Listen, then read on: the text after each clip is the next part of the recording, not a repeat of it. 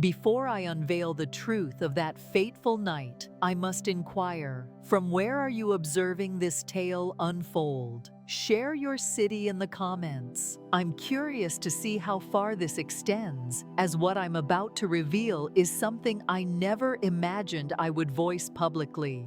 It began as an ordinary evening, serene, uncomplicated, and known. Yet by the time the credits of the film we were engrossed in began to roll, everything had transformed. His words were a gentle whisper, a surprise that coursed through me like electricity, igniting a rapid rhythm in my heart. From that instant, there was no turning back. Allow me to guide you to that place. On that rainy Tuesday night, the wind rattled the shutters, a haunting reminder of solitude that creeps in with age, especially in a house that feels far too expansive for a single soul.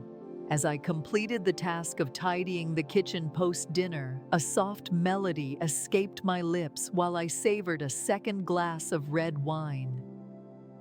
It was then that Daniel entered from the living room, his boyish grin lighting up the space. "Mom," he inquired, "are you still interested in watching a movie?" I smiled, my hands gliding over the soft fabric of the dish towel. Indeed, I have been in anticipation. Daniel had returned home a few months prior, following a breakup that had thoroughly exhausted him. I refrained from posing too many inquiries. There was no necessity. I recognized heartbreak the moment it crossed my path, and in the quiet corners of my heart, I found a certain pleasure in his return home. The house seemed to hush its echoes in his presence. We nestled into the couch, a cozy throw blanket draped over our legs, the room illuminated solely by the flickering screen and the sporadic flashes of lightning outside. The tempest intensified, battering the windows with relentless fury. Yet within these walls, a cocoon of warmth and safety enveloped us. I nestled into the cushions, a slight warmth from the wine coursing through me, and observed Daniel from the periphery as he perused the streaming choices. He had always possessed a striking handsomeness, standing tall and lean, his soft brown hair framing a strong jaw that turned heads wherever he went. Yet now, at the age of 30, a different feeling emerged. A calm resolve, a subtle depth lingering in his gaze. It stirred a curiosity within me about the experiences he had endured, the unspoken suffering that lingered beneath the surface. We found ourselves immersed in a vintage thriller from the 90s, a film we had both revisited countless times before. Yet the essence transcended the film itself. It was the quietude nestled within the unspoken, the solace found in coexisting without the compulsion to clutter the air with sound. About midway through, I sensed Daniel's movement beside me. His arm grazed mine, and I remained still. It was pure, merely a gentle warmth. "Acquaintance, are you feeling chilly?" he inquired gently. I merely shook my head, choosing silence over words. A peculiar tightness gripped my throat, leaving me with an unsettling sensation.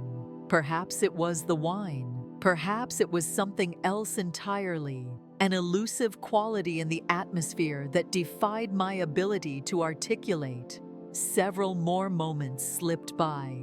He leaned in slightly, the aroma of his skin, fresh and subtly citrusy, blending with my own. "Mom," he murmured. His words drew my gaze, compelling me to turn my attention to him gradually. His face was illuminated solely by the flickering glow of the television. Yet his eyes, those profound and sincere eyes, were gazing directly into mine. "What is it, my dear?" He took a moment to pause. The atmosphere around us seemed to change palpably. A presence loomed on the horizon. My heart raced, not from fear, but from the unmistakable feeling that this night would be unlike any other. "I'm not quite sure how to express this," he murmured, a hint of shame in his voice. "Yet in your presence, I experience an emotion unlike any I have encountered previously. There exists a notion within me that eludes precise articulation." My breath hitched. I stared at him, unsure whether I'd heard him right. My fingers gripped the blanket a bit more firmly, not out of fear, but due to the unexpected intensity of the moment. The majestic lion. "I know it's wrong," he said hastily, a hint of panic in his voice. There's a thought that lingers in my mind, one I hesitate to voice, yet it has occupied my thoughts for weeks, surfacing each time we share a movie together. Each time I catch the sound of your laughter echoing in the kitchen or see you meandering in your robe, I find myself at a loss. My lips parted just a fraction, and for a fleeting moment, the only sounds that reached my ears were the soft hum of the television and the far-off growl of thunder. This was not a scenario either of us had envisioned. And yet, as he gazed upon me, I discerned neither cruelty nor manipulation etched upon his features, only vulnerability, truthfulness. Moreover, there is an additional aspect to consider, a profound and lingering ache. "You're lonely," I finally murmured, my voice more tender than I had anticipated. "So are you," he whispered. A dull ache settled in my chest. He was not mistaken. There were nights when tears soaked my pillow, as I recalled the profound silence that enveloped me after my husband passed away. The endless days devoid of contact, the interminable hours consumed by a cycle of monotony and repetition. Daniel had transformed into my sole genuine link to warmth, something alive. And now we find ourselves at this juncture. I ought to have distanced myself. I ought to have urged him to cease. Instead, I extended my hand toward him, softly, gradually, and he permitted it. That night unfolded in stillness, with no further events to disturb the quiet. No boundaries were breached, no promises were shattered, but something between us cracked open. A portal to another realm. A portal to the outside world. A concealed reality we could no longer feign ignorance of. As the final credits rolled, we remained still, lost in the aftermath of the film. The credits began to roll. The rain eased gently. I continued to grasp his hand tightly, and I sensed within the depths of my being that this was far from finished. Far from it. The following morning carried an unmistakable sense of change, not due to any events that transpired, but rather because of those that did not unfold. Before the sun had a chance to rise, I found myself awake, as was my custom. I quietly made my way to the kitchen, my bare feet whispering against the cool floor, while I loosely tied my robe around my waist. The tempest had subsided, rendering the outside realm quiet and serene, while the heavens donned a profound early blue, poised on the brink of the first golden rays piercing through.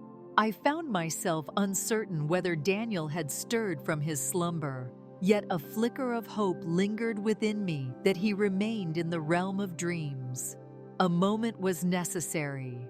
"Please hold on for a moment." I lingered at the sink, gazing out at the yard while the coffee percolated, my mind a tempest of unspoken thoughts. What had he truly intended the night before? What had I truly experienced? Did I conjure the entire experience in my mind? Or, even more troubling, did I yearn for it to transcend its true nature? There was little time for contemplation. The sound of his footsteps reached my ears long before his figure came into view, weighty, unhurried, intentional. He moved with a certain gravity, as if the weight of the world rested upon his shoulders. "Morning," he murmured, his voice a husky whisper, still heavy with the remnants of slumber. I pivoted, presenting a gentle smile that I wished would soothe us both. "Good morning." He regarded me with that familiar gaze, one I had come to recognize all too well. Yet, in that moment, I perceived the distinction, the uncertainty flickering in his gaze, the unspoken query lingering quietly between us. I chose not to respond to it, not at this moment. I filled a mug with coffee and passed it to him as if nothing was amiss, as if nothing had transpired. We lingered at the kitchen table, enveloped in silence, our cups cradled in hand, the clock's ticking resonating more prominently against the stillness of the room. "Are you all right?" he inquired at last. I nodded, though the gesture lacked sincerity. "Do you find yourself in that state?" He hesitated before responding. He gazed into his mug, his finger gliding thoughtfully along the rim. My words from last night hold true. I was certain he did. Yet, as the words echoed once more, they awakened a sensation within me, a disquieting flutter in my gut, a blend of trepidation and an indefinable something else. "Daniel, I'm at a loss regarding that."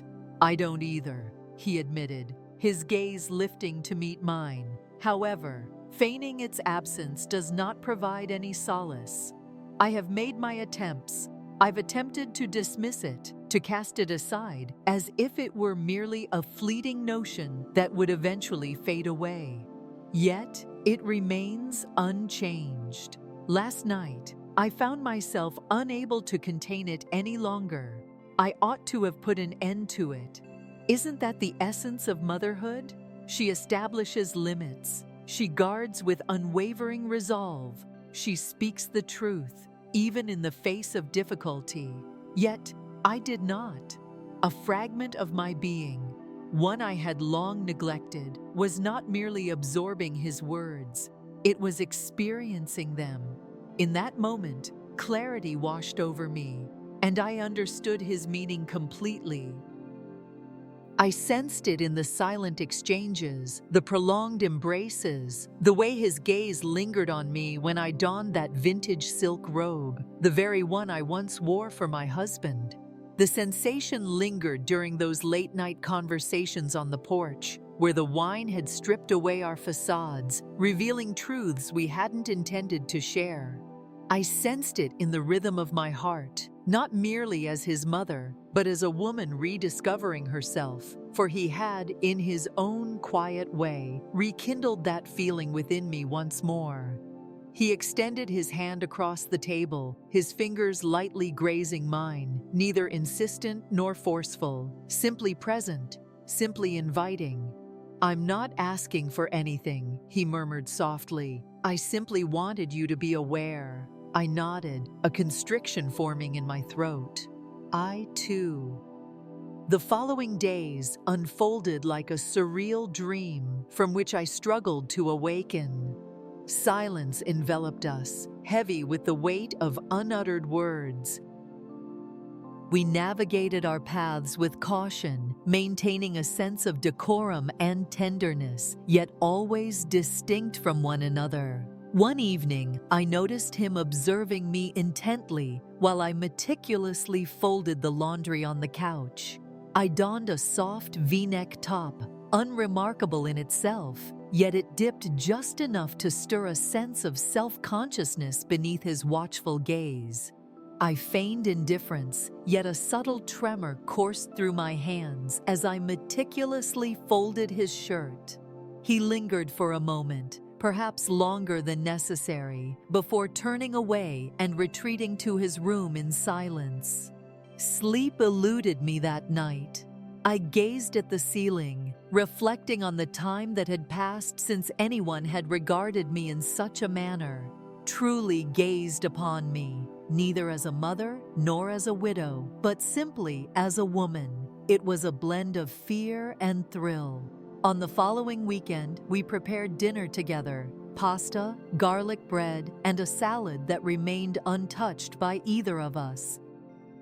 We poured wine, laughed uproariously at the most trivial things, and at one moment, as I leaned over the counter to pass him a plate, I felt his hand rest gently on the small of my back. It was a fleeting brush, an instant, yet it ignited a warmth that coursed through my spine. We left it unspoken, much like the lingering moment when our eyes locked for just a heartbeat longer after the dishes were cleared, or the flutter in my chest as he leaned in, reaching for something just beyond my shoulder. We merely inhabited it. And then, on a fateful night, it occurred. We found ourselves engrossed in yet another film. A subtle, contemplative narrative unfolds, marked by extended silences and a lack of overt movement. I had indulged in 2 glasses of wine. He had experienced one. Curled up on the couch, I had my legs tucked beneath me, dressed in a delicate cotton tank and relaxed pajama pants. He positioned himself next to me, nearer than he typically would, maintaining a distance that was intimate yet unbroken, allowing the tension to linger in the air. Halfway through the movie, he spoke without glancing my way, his voice a mere whisper. "You don't know what you do to me." I slowly turned my head, uncertain if I had truly heard him correctly. Yet his expression was earnest, gentle, with eyes glimmering in the shadows. Daniel turned his gaze toward me completely. "You occupy my thoughts constantly, not merely as my mother, but as a person of beauty and kindness, evoking emotions within me that have long been dormant. Yet, I am acutely aware that I ought not to. I'm aware of the intricacies involved, yet I find myself unable to resist." My heart raced with such intensity that I was convinced he could hear its echo. The space seemed to constrict, enveloping us in an ever-tightening embrace. I remained still. I held my breath. I observed him intently as he articulated the very words I had endeavored to conceal within the depths of my being. "I want to be near you," he said, leaning in closer now. "I desire to evoke within you the emotions that stir in my heart, even if it's merely for an instant." It was the second occasion on which he transformed everything, and this time I remained steadfast. The silence that lingered between his words and my reply seemed to stretch on indefinitely, not due to uncertainty in my thoughts, but rather because I was clear in my intentions. And I felt a chill at how effortlessly it arrived. I remained silent. I had no need to. I lifted my hand and gently caressed his cheek with my fingertips. A delicate, quivering caress. He shut his eyes, surrendering to my touch as if it were the sole source of warmth he had known in ages. Perhaps, in an odd fashion, it truly was. Perhaps it was intended for me as well. That evening, we engaged in no actions that would haunt us later. Yet all at once, everything transformed. He lingered next to me on the couch, both of us only half engaged with the remainder of the film, though the plot had slipped from our minds entirely. His arm gradually settled around my shoulders, and I leaned in, allowing my head to rest against his chest. Silence enveloped us. His fingers danced gently through my hair, and I attuned myself to the rhythmic thump of his heart, a source of solace, a query, a tempest poised in quietude. I ought to have experienced guilt, regret, yet all that enveloped me was tranquility.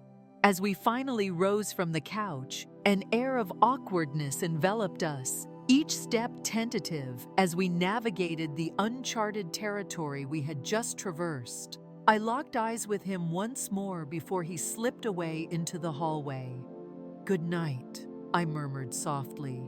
"Good night, Mom," he said softly. Yet the word lingered awkwardly in the space between us, a form that no longer conformed to its former shape. The following morning unfolded with a disheartening sense of normalcy. I prepared some eggs. He brewed a cup of coffee. The sky stretched wide and clear. Birds sang their cheerful melodies, and it seemed almost absurd that a day so ordinary could emerge from the chaos of the night that had just passed. Yet, lurking beneath the facade, a profound transformation had taken place. We approached one another with greater care, embracing a tenderness that lingered in the air, yet increasingly conscious. We began discovering little justifications to share moments together in gentle and understated ways. He extended a hand to assist me in clearing out the attic, a task he had long evaded. I requested that he remain home for dinner rather than venture out with his friends. We indulged in movies with greater frequency, prepared a meal in unison, strolled through the fading light just before twilight as the sky blazed with orange hues and a serene hush enveloped the world. One evening, during one of our strolls, I inquired, "What are we doing, Daniel?" He halted his steps and fixed me with a grave gaze. I'm uncertain, yet the desire to continue is undeniable, nor did I. In his presence, I experienced a sensation that had eluded me for years, longed for, vibrant, not merely as a role or a responsibility, but as an individual, as a female individual. Yet, I grappled with the burden of it all. I reflected on my late husband, imagining how he would feel observing his son so near to me in this fresh light. Yet, the weight of that guilt was not as piercing as I had anticipated. In an odd manner, it seemed as though Daniel was the sole individual who truly recognized me since the passing of my husband. He recognized the part of me that was steeped in grief, marked by the passage of time and touched by solitude. Yet he also saw the essence that retained its gentleness, joy, and radiance. He had endured the darkest moments and remained steadfast. It must have held significance. On yet another evening, while we tidied up after dinner, I extended my hand to retrieve a plate from him, and our fingers brushed against each other. We stood still, caught in the moment. Then, gradually, he drew closer, his breath whispering against my cheek. "Would you like me to cease?" he inquired. With my eyes shut tight, I surrendered to the darkness. "No," I murmured. His lips grazed mine softly, lacking any urgency. Merely a whisper of a notion we had both kept buried for far too long. It was gentle, hesitant, charged with energy. He kissed me as though I were delicate, revered even, as if his slightest misstep might cause me to vanish. And I kissed him back, carrying the weight of years of silence in my bones, with a hunger I had buried beneath layers of grief and duty over time. That moment seized its opportunity without a hint of hesitation. It unfolded effortlessly, akin to the gentle descent of rain following an extended dry spell. As we finally separated, my fingers brushed against his face once more. "This doesn't feel wrong," I said, taken aback by the unexpected truth of my own words. "It doesn't," he conceded, pressing his forehead gently against mine. "It seems as though it has been present all along, patiently awaiting our discovery." We took our time with everything. That night, we lingered only in that kiss, and the way he embraced me afterward made me feel like I was the most treasured thing in existence. I rested my head against his chest while we sat on the sofa, the blanket once more enveloping our legs, reminiscent of that unforgettable first night, yet now it seemed transformed. At that moment, it was just the two of us. From that moment onward, the cadence of our existence transformed. Each action was infused with intention. We found ourselves more in harmony with each other. Soft gazes exchanged over the table, laughter that hung in the air, and the way his hand lingered just a heartbeat longer on mine. On a quiet afternoon, I found myself before my closet, gazing at the array of garments within. Uncertain of my destination, I simply yearned to rediscover the comfort of my own skin, yearned for exquisite. I retrieved a luxurious burgundy top, long forgotten in the depths of my wardrobe, and matched it with a black skirt that clung to my hips just a tad too perfectly. I gazed into the mirror, sweeping my hair over my shoulder, my fingers quivering with uncertainty. As I entered the living room, I found Daniel perched on the couch, engrossed in a book. He lifted his gaze and became still.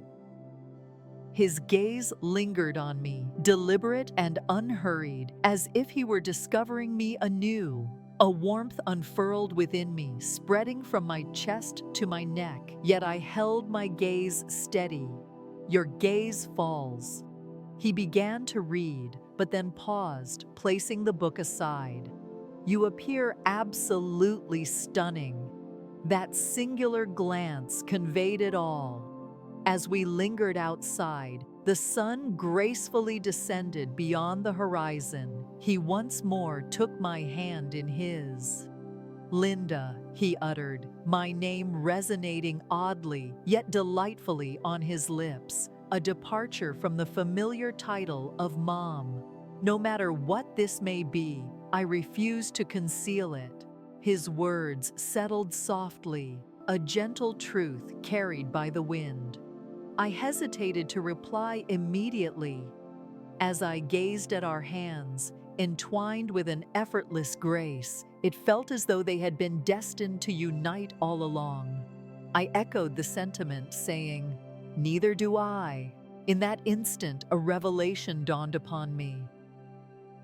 This connection was not one we had selected, yet we had not resisted it either. We had serendipitously reunited two souls who had endured great loss, rekindling love in the most unforeseen of circumstances. For the first time in years, a sense of solitude lifted from my shoulders, not in the slightest. The days that ensued were a curious blend of tranquility and unease, marking a pivotal chapter in my existence. There existed no formal inception to the bond that Daniel and I had forged. There were no whispered words to define it, no vows shared beneath the soft glow of flickering candles. A burgeoning intimacy, akin to ivy gradually entwining itself around an object long abandoned. We had entered a realm of unvoiced understanding, a delicate and tender connection, and neither of us was willing to disrupt it by clarifying our feelings too explicitly. Yet it lingered, day after day, in every fleeting glance and gentle touch, in the way he prepared my coffee precisely to my taste, without a word, in the way I found myself anticipating his footsteps when the silence of the house grew too heavy. As the sun dipped below the horizon, we gathered for dinner on the back patio, the evening air wrapping around us like a gentle embrace. The sun had recently slipped below the horizon, leaving the sky adorned in soft hues of orange and lavender. I had set the candles aglow. He uncorked a bottle of wine. It was an ordinary day, devoid of any particular significance. It was one of those exquisite, balmy evenings that beckons you to linger beneath the stars for all eternity. He gazed at me from across the table, his eyes reflecting a deep contemplation. "Have you ever pondered the true nature of this existence?" His voice was soft, deliberate. I responded consistently.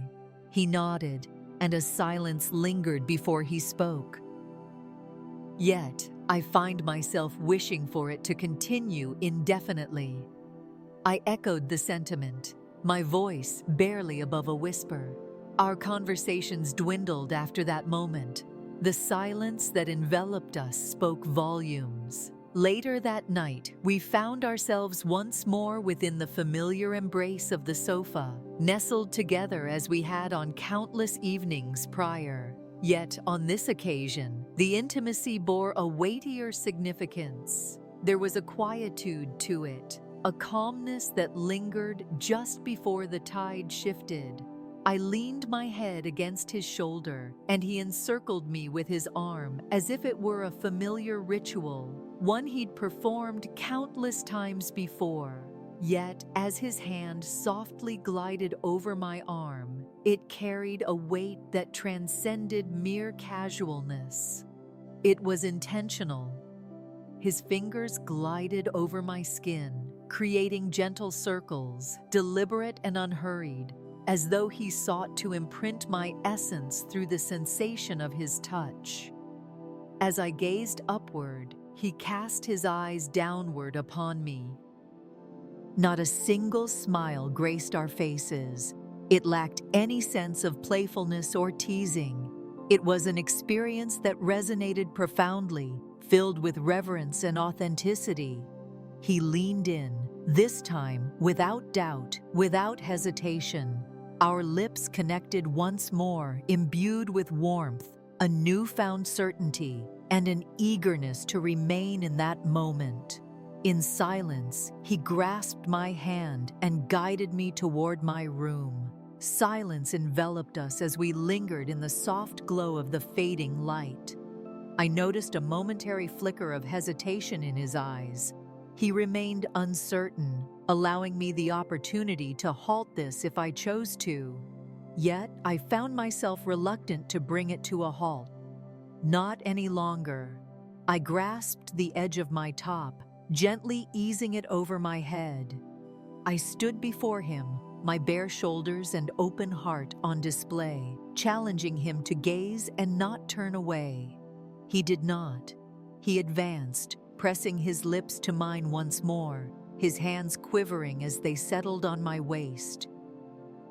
All movements were deliberate, measured. The atmosphere was devoid of haste, a tranquil absence of urgency.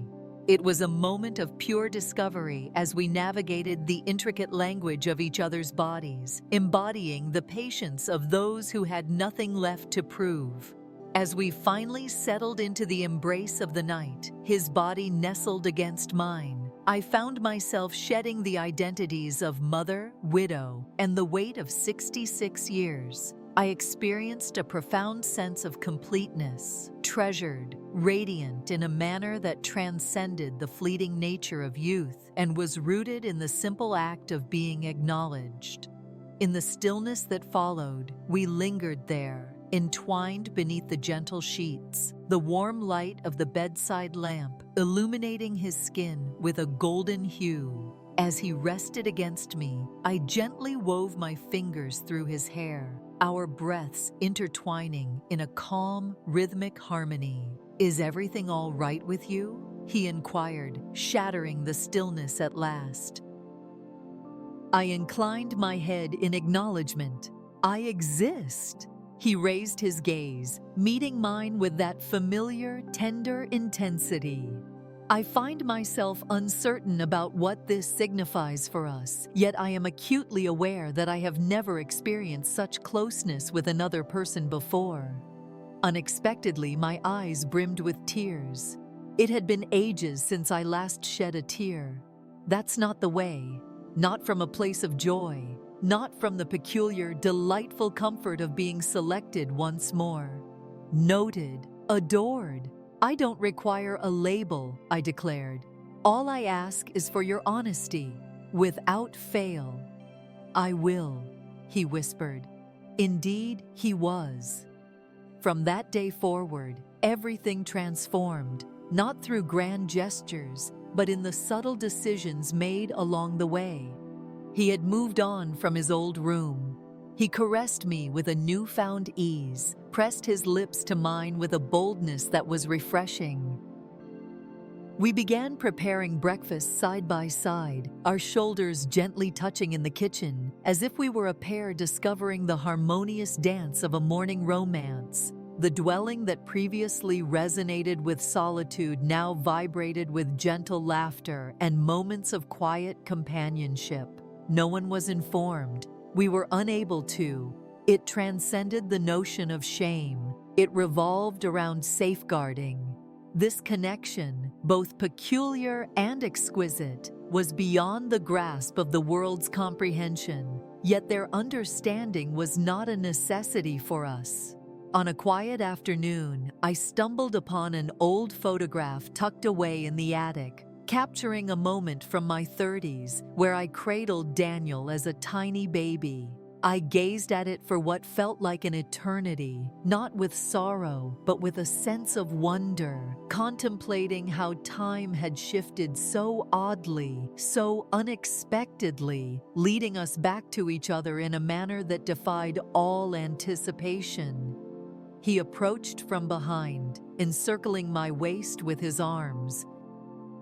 "You were beautiful then," he murmured, his gaze drifting over my shoulder. "Yet, I believe your beauty has only grown more radiant with time." I pivoted, my gaze probing his features. "Do you truly believe this is genuine for you?" He acted without a moment's pause. "It stands as the sole experience that has truly resonated with me in what feels like an eternity." And that sufficed. Moments of doubt still lingered within us. In the stillness of the night, guilt would silently invade, bringing forth questions that lingered unanswered between us. Yet, ultimately, we found ourselves returning to this very point.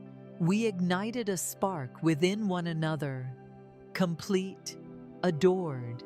In my view, that represented the most unadulterated form of truth. The kind that beckons you to stay, the kind that lingers in your grasp, even if the world may never comprehend. Though the outset was peculiar, our tale unfolded here. Not a single page would I alter.